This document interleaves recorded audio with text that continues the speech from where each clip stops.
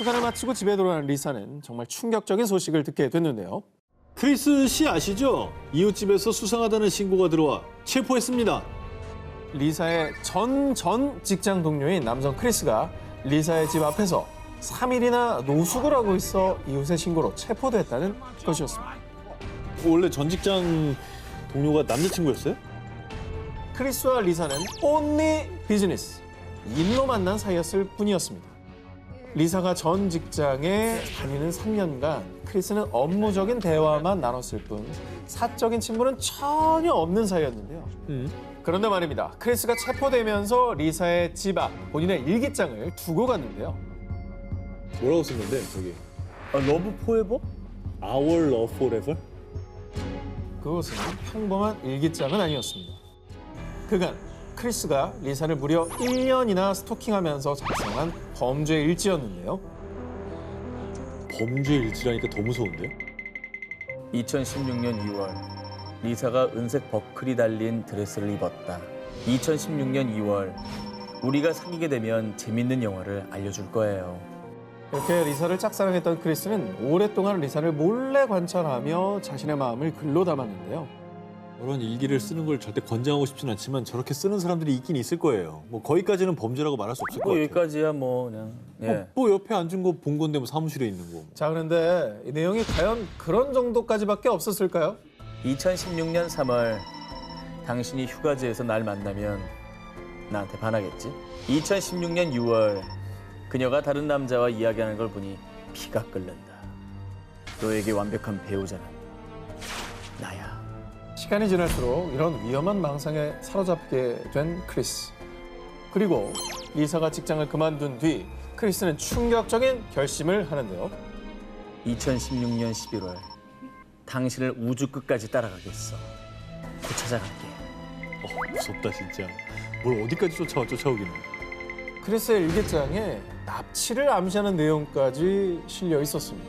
그 뒤 실제로 크리스는 리사의 집까지 찾아왔고요. 리사가 집에 없다는 사실을 알고는 그녀를 만나기 위해 무려 3일 밤을 리사의 집 앞에서 기다린 겁니다. 이후에 이 모든 끔찍한 사실이 밝혀지고 크리스는 리사에 대한 접근 금지 명령을 받았는데요. 그런데도 크리스는 이를 어기고 리사를 납치하고 또 시도! 이후 크리스는 납치 미수 혐의로 징역형을 선고받게 되었다고 합니다. 이후 리사는 다른 지역으로 이사를 했지만 그곳에서도 누군가 자신을 노리고 있을지 모른다는 극도의 불안감에 떨어야 됐고요. 오랫동안 상담과 약물 치료를 받을 수밖에 없었다고 합니다. 진정한 사랑이란 억지로 소유하는 것이 아닙니다. 사랑할수록 상대방의 의사를 더 존중해 주는 게 옳지 않을까요? 뉴질랜드 오클랜드에 사는 25세 남성 트로이 조지 스키너와 미국 버지니아주에 사는 14세 소녀 메리. 2018년 2월 이 두 사람은 한 음성 채팅 프로그램에서 만나게 됐는데요. 채팅으로 만났지만 두 사람은 금세 절친이 되어 서로의 일상생활을 공유하며 4개월간 친밀한 관계를 이어갔습니다. 근데 오늘 주제가 주제인 만큼 벌써부터 불안감이 엄습해 오네요. 그런데 말입니다. 혹시 옷 벗고 찍은 영상 보내줄 수 있어? 네가 너무 보고 싶고 궁금해서 그래. 두 사람의 사이가 점점 친밀해질수록 스키너가 메리에게 이상한 요구를 하기 시작했는데요. 아니 미성년자가 하지 않았나요? 14살. 이건 뭐 하는 짓입니까? 이건 바로 그냥 철컹철컹이죠. 그런데 스키너가 계속 말도 안 되는 요구를 하자 불편함을 느낀 메리는요. 너무 불쾌해서 별 얘기 없이 스키너와의 연락을 끊었습니다. 잘했죠. 그런데 소녀가 일방적으로 연락을 끊자 어떻게 말도 없이 연락을 끊어버릴 수가 있어? 네가 감히 나를 버려! 분노에 휩싸인 스키너. 이후 그는요. 소녀의 개인정보를 추적해 결국에는 집 주소를 알아내 본격적인 스토킹 계획을 세웠는데요. 이게 그러니까 예전에 뭐 했었던 대화 내용이나 뭐 이런 거를 유추했나? 분석을 했을 것 같아요. FBI가 따로 없네. 그래서 그 뒤에 스키너는 어떻게 했느냐. 곧장 항공 티켓을 끊었고요. 뉴질랜드에서 호주로, 호주에서 미국 로스앤젤레스로, 이번에는 국내선을 타고 워싱턴 DC로 무려 비행기를 3번이나 갈아타고 또 워싱턴 DC에서는 채팅녀 메리가 사는 버지니아까지 장장 8시간에 걸쳐 버스로 이동. 와, 그렇게 스키너가 이동한 거리만 무려 13,000km.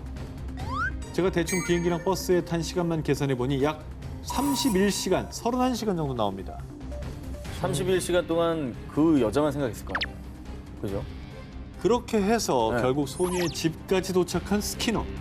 그리고 그는 거침없이 배를 눌렀습니다.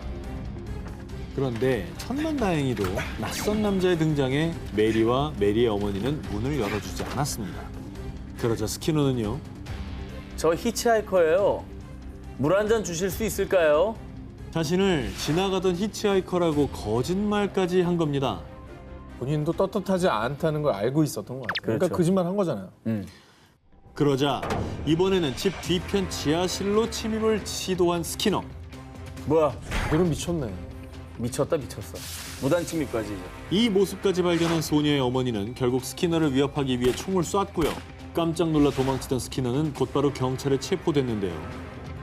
그런데 정말 무서웠던 게 현장에 떨어뜨린 스키너의 가방 속에서 후추 스프레이, 흉기, 강력 테이프가 나왔다고 합니다. 야, 이게 먼 곳까지 작정을 하고 가서 이 나쁜 짓을 계획했다니까. 어우. 이 사람은 이게 다가 아닙니다. 에? 조사 과정 중에 밝혀진 충격적인 사실. 그동안 스키너가 미성년자 메리에게 채팅으로 요구했던 사진과 동영상으로 음란물을 제작하고 있었다고 합니다. 그냥 변태네. 이후 스키너는 아동 음란물 제작과 납치 미수로 기소됐는데요. 소녀와 그 가족에게 씻을 수 없는 상처를 준 스키너. 반드시 그 죗값을 꼭 제대로 치르길 바랍니다. 2012년 미국 사우스캐롤라이나주에 사는 싱글맘 트레이시. 그녀는 5 아이들을 키우고 있었습니다. 그러던 어느 날 이게 무슨 소리지? 천장에 쥐가 있나? 처음에 트레이시는 쥐가 돌아다니는가 보다 싶어서 대수롭지 않게 여겼습니다. 그런데 내 옷이 왜 여기 있지? 내가 이 서랍을 열어놨던가? 오, 뭐야. 오, 이때부터 왠지 모를 섬뜩한 기분이 든 트레이시는 큰 아들과 조카에게 SOS를 요청했고요. 계속 찜찜하고 수상했던 그곳 다락방에 올라가 봤습니다. 그런데 그곳에서 본 충격적인 광경. 뭐야? 당신 누군데 여기 있어? 다락방에 웬 남성이 누워 있었습니다.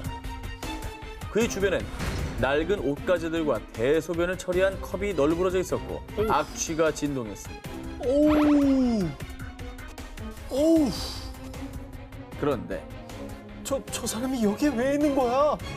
다락방에 숨어있던 남자가 누구였느냐? 트레이시가 무려 12년 전에 헤어졌던 전 남자친구였습니다. 와, 이거 진짜. 와. 그러니까 12년 전에 헤어진 남자친구가 왜 애 5을 키우는 이전 여자친구 집에 숨어 들어간 겁니까? 대체 이게 어떻게 된 일이냐? 2000년 트레이시는 전 남자친구가 약물 복용에 절도 범죄까지 저지르자 그에게 이별을 고했습니다. 하지만 그는 감옥에 있는 동안에도 트레이시에게 계속 편지를 보내며 집착했죠. 하지만 트레이시는 그의 마음을 받아주지 않았습니다. 그러자 네가 그렇게 거절해도 난 절대 네 곁을 떠나지 않을 거야. 분노한 전 남친은 출소한 뒤 이번엔 아예 작정하고 그녀가 집을 비운 사이 집안에 침입해 그녀의 집 다락방에 숨었습니다. 한 풍구를 통해 트레이스의 사생활을 모두 엿보고 트레이스의 가족이 모두 외출하면 다락방에서 슬금슬금 기어나와서 냉장고를 열어 음식도 꺼내 먹고 트레이스의 침대에도 누워보고 제 집마냥 온 집안을 헤집고 다닌 겁니다. 야, 이거 진짜 끔찍하다. 야, 이거는 그 거의 공포 영화급. 공포영화죠. 이게 진짜 만약에 공포영화죠. 발각이 안 됐으면 더 끔찍한 일이 벌어졌을 수도 있다는 걱정이 들고요. 너무나도 큰 트라우마를 남기지 않았나 싶어요. 2018년 영국에서 있었던 일입니다. 어느 날 스테파니의 집으로 한 남성이 찾아왔는데요. 아, 옆집에 이사 온 피터예요. 앞으로 잘 지내요. 그는 스테파니를 만날 때마다 늘 환하게 웃으며 인사하는 친절한 사람이었습니다. 아유, 무거울 텐데 이리 줘요. 힘든 일 있으면 언제든 날 불러요. 이웃 남성 피터의 밝은 성격 덕분에 스테파니는 그와 금세 친해졌는데요. 그런데 말입니다. 어느 날 피터의 말을 들은 스테파니는 갑자기 머리가 하얘지고 말았습니다. 그 이유, 어젯밤에 늦게까지 통화하던데 잘 잤어요? 근데 밤에 목소리가 더 예뻐지는 것 같아요. 이게 뭔 말이죠? 그러니까 방음이 잘 안 되나? 뭐 그래서 있잖아. 방음이 잘 안 돼가지고. 자, 스테파니가 어젯밤 늦게 친구와 통화한 걸 피터가 알고 있는 것이었습니다.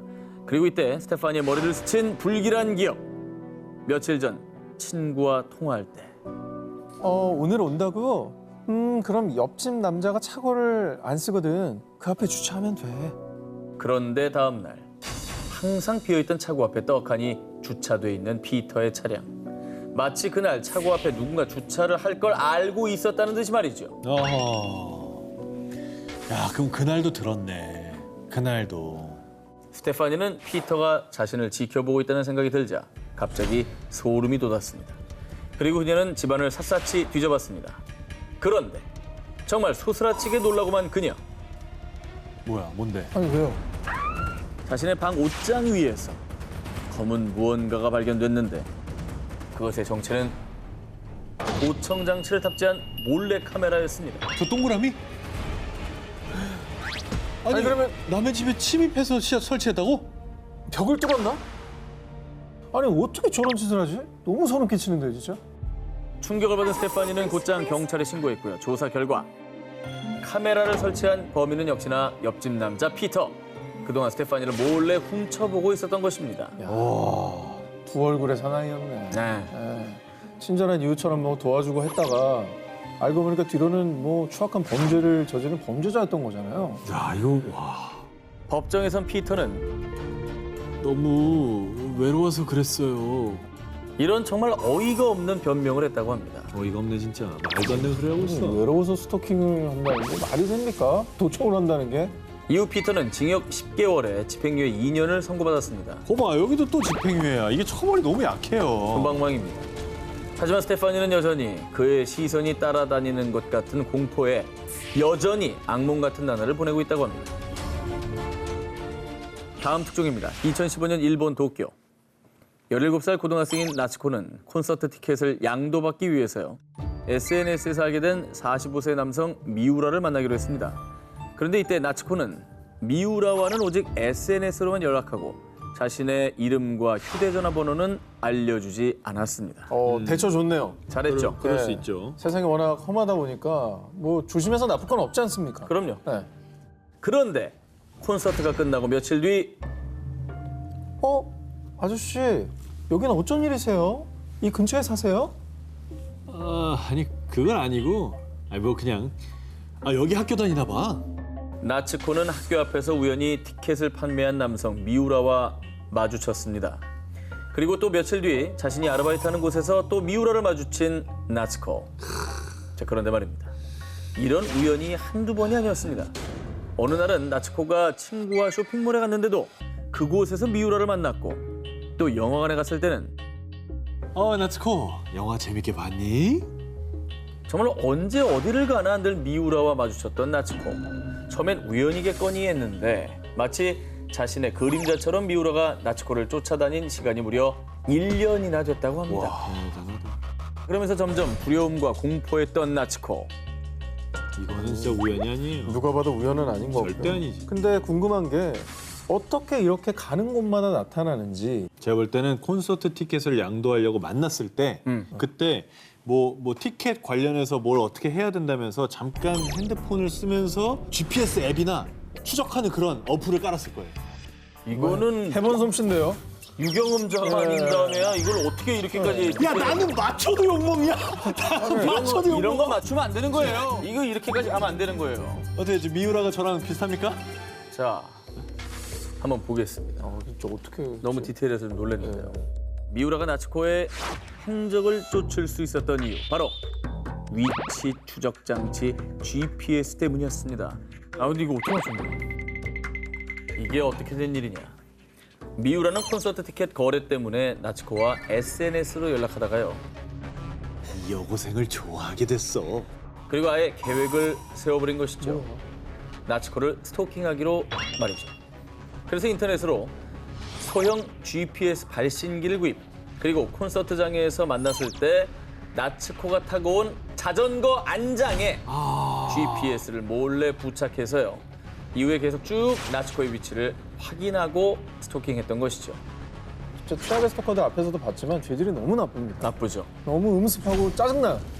그렇습니다. 두 얼굴을 가진 스토커들, 그들의 추악한 민낯은 언젠가 꼭 밝혀지게 돼 있습니다.